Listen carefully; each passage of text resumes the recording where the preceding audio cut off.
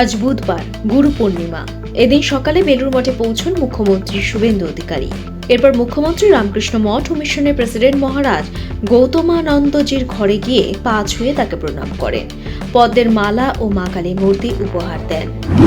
রাজ্যে আবারও কোটি কোটি টাকা। এবার বীরভূমে মোহাম্মদ বাজারে পাথর ব্যবসায়ী টুলু মণ্ডলের আত্মীয় বাড়িতে মিলল 15 কেজি সোনা, নগদ 20 কোটি টাকা।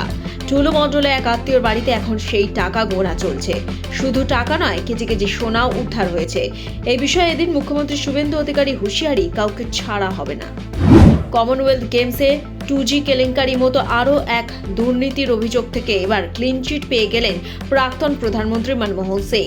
2012 সালে প্রধানমন্ত্রীত্বের শেষ দিকে এসে কোল ব্লক কেলেঙ্কারি বা কোলগেট কেলেঙ্কারিতে অভিযুক্ত হন ডক্টর মনমোহন সিং। সেই কয়লা কেলেঙ্কারি থেকে মনমোহন সিংকে রেহাই দিল দেশের শীর্ষ আদালত।